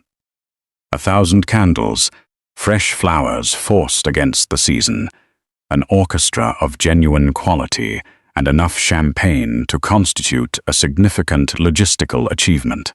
Lord Marcus Hawthorne was there, of course. He had been in London for 3 weeks, having come up from the country in mid-November, when the silence from Yorkshire had stretched long enough in the wrong direction to make remaining in his estate feel like waiting in a room with no exits. He had maintained his thin smile and his society manner, and had deployed, when asked about his niece, the carefully prepared narrative of a devoted family member whose concern for Lady Stirling's welfare was sincere, and whose hopes for her health in the north were great. Baroness Beatrice Carrington had arrived 2 days before the ball. She came in on a Tuesday evening and went directly to a soirée at the Lytton House, where she held court with the specific authority of a woman who has decided that the best defense is a very confident offense. She had heard nothing definitive from Yorkshire in weeks. The courier with the documents had simply failed to materialize. Whitby had stopped responding to her notes. She told herself, because this is what people who have done what she had done always tell themselves, that absence of information was not evidence of failure. She wore amethyst to the soirée. She was charming. She was funny. She was entirely controlled. The night of the Carlton House ball, she wore deep emerald and pearls. Marcus was already near the fireplace when the orchestra began, a glass of champagne in hand, speaking with Lord Ashworth about some matter of Parliament that he did not care about in the slightest. The ballroom was at its fullest. The candles had achieved their intended brilliance. The orchestra played something technically accomplished and sufficiently inoffensive to provide background rather than demand attention. It was precisely the right atmosphere, Benedict had judged, because disruption in a beautiful room full of powerful people made a very permanent impression. The doors of the Carlton House ballroom burst open. The orchestra died. Cecilia had worn midnight silk. She had chosen it in Yorkshire with the knowledge of what she wanted it to say, and it said everything. The silk of someone who has nothing to apologize for, and every reason to arrive. It caught the candlelight and held it, and the diamonds at her throat and wrists caught it differently, throwing the light back in small, cold sparks that reached every corner of the room. Her hair was dressed with the precise elegance of someone who had chosen to be seen. Her shoulders were level, and her chin was up, and she filled that doorway, not with the hesitation of a woman who has been made to feel small, but with the full, expansive presence of a woman who has come to take up exactly the space she is owed. Her hand rested over her rounded belly, not hiding it, displaying it, presenting it to the 300 assembled members of London's finest as the living proof of everything they had said was impossible, and everything they had tried to prevent. Beside her, through the doorway after her, because he had opened the door and stood back and let her enter first, and came through after her in the way of someone who is both shield and witness, stood Benedict Stirling. He was in full evening dress. He wore it the way he wore everything, without performance, without the smallest concession to self-consciousness, in the way of a man who has been in worse rooms than this under worse circumstances, and has survived all of them. He stood very straight. His scar caught the candlelight in the specific silver way it did in strong light, and he wore it with the same indifference he had always worn it. Not as a flaw, but as a fact, one among many, none of which required anyone's approval. He placed his hand over hers, above the rounded belly, and everything the room needed to understand was understood. The quiet that fell was absolute. It was the quiet of 300 people absorbing an impossibility. The barren bride, the beast, the child that could not exist, the woman who was supposed to have been destroyed by the joke, standing at the entrance to the most important ballroom in London in midnight silk and diamonds, alive and extraordinary and entirely present. Benedict's gaze moved across the room. It was a slow, deliberate survey, the kind he had performed on battlefields reading the terrain. It passed across the rigid backs of countesses and the pale faces of men who had been at the Mayfair salon when the joke was announced. It passed across Beatrice Carrington, who had gone very still near the edge of the dance floor, one hand tightened around her champagne glass in the way of someone who is not yet allowing themselves to understand what they are seeing. It stopped on Marcus.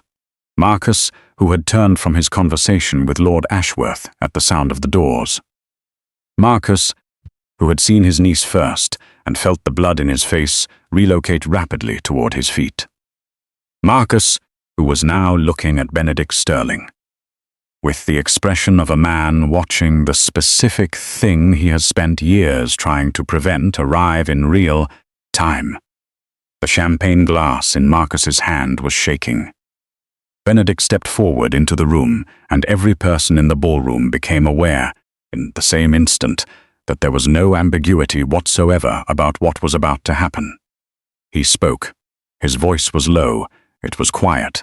It required no elevation to carry, because it had the quality of something that moves through silence rather than over it, and the Carlton House ballroom was, for the first time in its existence, completely silent. "The joke is over, Marcus." 5 words. They fell into the room, and the reverberations of them spread outward through every person present, and kept spreading long after the room erupted into noise. Marcus's champagne glass hit the floor. The sound of it breaking was the loudest thing in the room. The next morning, the House of Lords received a petition. It had been filed the previous week, well in advance of the ball, timed to reach the chamber the morning after. Because Benedict had spent his entire career understanding that the confrontation and the legal resolution should be separated by as little time as possible, leaving no space for recovery or counter-maneuver. The petition contained the following: Dr. Elias Crawford's signed and witnessed medical affidavits, all 3 in full. The chemical analysis, the diagnosis, the timeline, the specific nature of the poisoning administered to Lady Cecilia Hawthorne Sterling over 7 years. The named apothecary, the named individual who had been obtaining the compound. Lady Eloise Hawthorne, wife of Lord Marcus, who had pressed the glass upon her niece by marriage every afternoon under the guise of care. The intercepted documents, the forged treason papers, with the testimony of the courier who had been carrying them and the evidence trail that connected them to the War Office clerk Whitby, and through Whitby to Baroness Beatrice Carrington. The testimony of Dr. Aldous Marsh, the physician who had fabricated the original infertility diagnosis. Testimony obtained by Benedict's solicitor in the weeks prior, in a manner the solicitor described only as the provision of an opportunity to make the better decision, admitting the falsification in full, and naming Lord Marcus Hawthorne as the man who had arranged and paid for it. And finally, a letter from Cecilia herself, read into the record by her husband's barrister, addressed to the House of Lords and describing, in the steady, clear language of someone who has spent years observing and remembering the full detail of what had been done to her and why. Benedict stood at the front of the chamber and presented the case with the economy of motion and precision of language that he applied to everything. He did not perform. He did not appeal. He laid out evidence in the manner of someone who understands that genuine evidence, properly organized, requires no embellishment. The chamber was very quiet. The evidence was, as the presiding lord would note in his summary, among the most comprehensive and indisputable presentations of wrongdoing he had encountered in 20 years on the bench. Lord Marcus Hawthorne was arrested before the chamber rose. He was stripped of his title. the Hawthorne title passing in the legal settlement that followed to a distant and entirely blameless cousin, and charged on 2 counts: the administration of a toxic substance with intent to cause harm, and the fraudulent manipulation of testamentary documents in order to obtain money. The second charge would eventually be joined by a third, arising from the forged treason documents. Lady Eloise Hawthorne faced her own proceedings before the courts. She had been the hand that held the glass every afternoon for 7 years. Beatrice Carrington did not faint. She stood very still when the constables arrived at the Carlton House ballroom. That evening, after the evidence had been received, and absorbed their arrival with the composure of someone who has perhaps, at some deep level, always known this was coming, she said nothing. It was the first time in many years she had found herself with nothing to say. Her titles were not stripped. She retained technically the Carrington name, but the social death was comprehensive and immediate. There is no recovering from what she had done, not in any room that London society inhabits. The doors closed. They did not reopen. The Hawthorne inheritance, Cecilia's father's fortune, held in trust for 24 years, transferred to Cecilia in full within the month, as the legal processes moved with the brisk efficiency of matters that have been prepared meticulously in advance. Benedict and Cecilia left London 3 days after the House of Lords session, on a clear, cold December morning when the city's accumulated smoke had briefly dispersed and the streets were bright with winter light. They left without ceremony. Benedict had no interest in ceremony, and Cecilia had had enough of London's ceremonies to last her remaining years quite comfortably. The carriage moved north, through the grey Midlands, and then through the wider country, and then up into the north, and the landscape changed around them in the way she had watched it change in January, a year before, but different now. Less threatening, more like coming home. Edward slept in her arms for most of the journey with the absolute, committed efficiency of a baby, who has no interest in the significance of what is happening, and considerable interest in sleep. Benedict sat beside her. Not across the carriage, as 2 people occupying the same space who are not yet the same thing. Beside her, with the ease of proximity that develops between people who have chosen each other through the specific kinds of test that make the choice real, she leaned against his shoulder. His arm came around her with the certainty of something that has become entirely natural. The baby slept. Outside the carriage window, England moved past. Spring came to Blackwood Castle the following year with the same unceremonious, incremental insistence it always brought to the north. The moors turned. The heather came back. The sky opened to its enormous, characteristically Yorkshire height, with the cloud movements that Dr. Crawford loved, and that Cecilia had learned to love also, and the stone walls of the estate dripped again with the meltwater of a releasing winter. Cecilia